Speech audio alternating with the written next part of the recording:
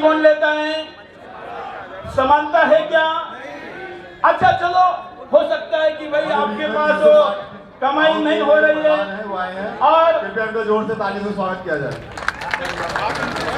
अगर हम उसमें भी नहीं देखते तो भाई आपको पास कम से कम आपके पास धन्यवाद का भाव होना चाहिए। तो क्या जो हिंदू है वो हिंदू टैक्स पे करता है हमारी सब्सिडी के लिए, हमने की हुई 4-4 बीवी और 44 बच्चों को पालने के लिए, तो उसके प्रति कोई धन्यवाद का भाव है क्या?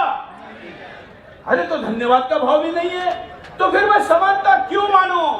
ऐसे 100 से ज्यादा प्रश्न मेरे मन में हैं जो मुझे इस समानता की बात नहीं करते। अगर आप चाहते हैं कि मैं समानता की बात करूं तो मैं भारत के मुसलमानों को कहना चाहता हूं कि अगर आप कहते हो कि कुछ हिंदू ऐसे हैं जिनसे आपकी नाराजगी है, जिसमें हम कुछ हो सकते हैं यहाँ बैठने वाले, बाकी हिंदू तो अच्छे हैं, ये कुछ फ्रिंज एलिमेंट है, ऐसा कुछ मुसलमान कहते हैं, तो मैं कहता हूं कि हमको भूल जाओ, तुम अपना अल्पसंख्यक का दर्जा छोड़ दो, समानता दिखाओ।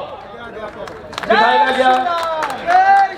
मैं अल्पसंख्यक मंत्री मुख्तार अब्बास नकवी जी को कहता हूं कि आपको हिंदू ने प्यार नहीं दिया क्या? दिया। विभिन्न राज्यों के जो अल्पसंख्यक मंत्री है मुसलमान में, उनको कहता हूं हिंदू आपसे समानता की बात करता है तो आप अल्पसंख्यक मंत्री बनकर असमानता की बात क्यों कर रहे हो? और इसलिए आज के इस हिंदू पंचायत के मंच से मैं माननीय नरेंद्र मोदी जी को आग्रह करता हूं कि आप भारत सरकार का अल्पसंख्यक मंत्रालय को तुरंत बंद करें,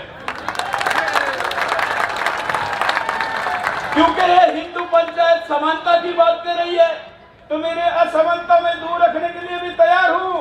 तब जब समानता की पहल अब उधर से हो, केवल एक तरफा पहल इधर से बहुत ज्यादा हो गई और इसलिए पहल दोनों तरफ से होती है तो ही संभावना है। हम जनसंख्या के लिए 70 दिन और 20,000 किलोमीटर की यात्रा करके 314 सांसदों का समर्थन लेके और 8.25 करोड़ हस्ताक्षर और मिस कॉल लेके भारत सरकार को दे चुके हैं। अभी हमको 10 करोड़ करने के लिए 2 करोड़ की केवल कमी है। आनंद जी जैसे और भी कई लोग हैं जिन्होंने इसके लिए आंदोलन किया है, लेकिन अभी भी जनसंख्या समान नागरिक जनसंख्या के लिए समान नीति की कोई बात हो रही है? नहीं हो रही है। तो जब हम कुछ भी करें तो आप नहीं मानो।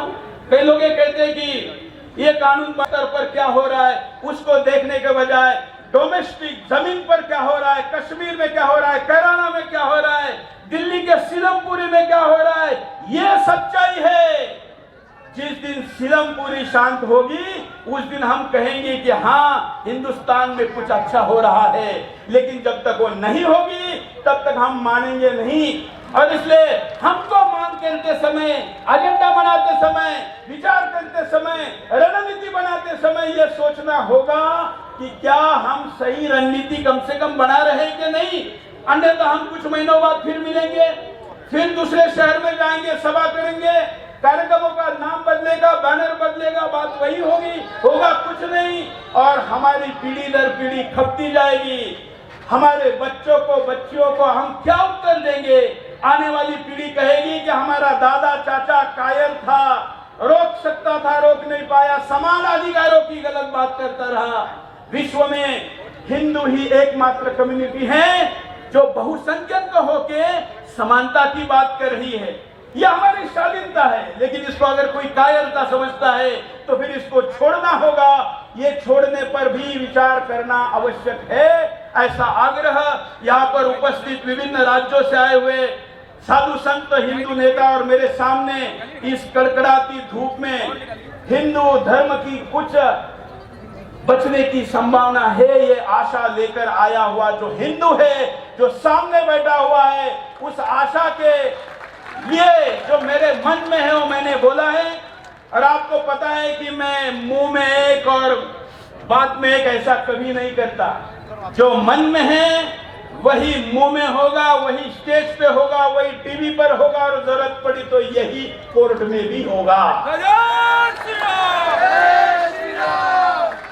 और इसलिए आज के इस हिंदू पंचायत को मैं अपने निर्णय पर पुनर्विचार करने और हिंदुओं के लिए विशेष अधिकारों की मांग करने के लिए आह्वान करता हूं, क्योंकि पिछले 75 वर्षों में इस देश का सबसे बड़ा प्रताड़ित अगर कोई समुदाय है तो वो हिंदू ही है। ज्यादा हो गई और इसलिए पहल दोनों तरफ से होती है तो ही संभावना है।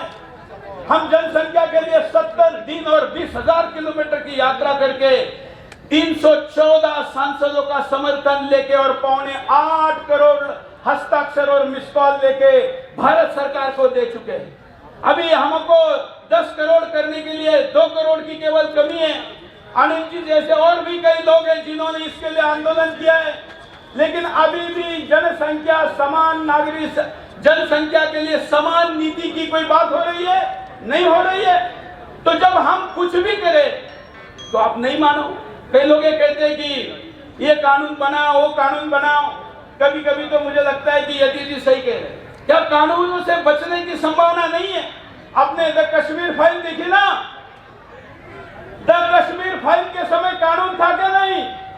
पुलिस थी कि नहीं? सरकार थी कि नहीं? सेना थी कि नहीं? न्यायालय थे कि नहीं? बचा पाए? वो तो आज भी है।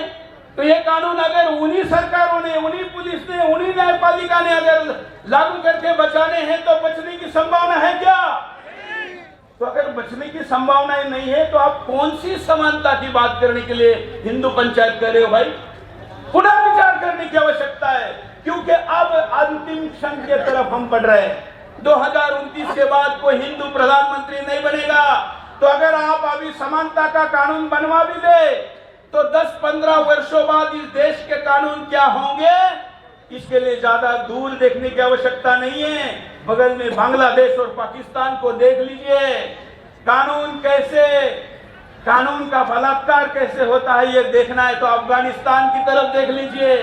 दुनियादारी को देखकर अगर आप ऐसा समझ रहे हैं कि दुनिया क्या कहेगी, तो आपने सोचा कि कभी तालिबानियों ने सोचा कि दुनिया क्या कहेगी?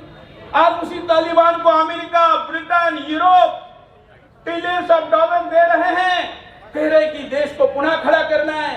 मतलब ये सारा इंटरनेशनल ड्रामा है। इसलिए अंतरराष्ट्रीय स्तर पर क्या हो रहा है उसको देखने के बजाय डोमेस्टिक जमीन पर क्या हो रहा है, कश्मीर में क्या हो रहा है, कैराना में क्या हो रहा है, दिल्ली के सीलमपुरी में क्या हो रहा है, ये सच्चाई है। जिस दिन सीलमपुरी शांत होगी उस दिन हम कहेंगे कि हाँ हिंदुस्तान में कुछ अच्छा हो रहा है, लेकिन जब तक वो नहीं होगी तब तक हम मानेंगे नहीं। और इसलिए हमको मांग करते समय, एजेंडा बनाते समय, विचार करते समय, रणनीति बनाते समय ये सोचना होगा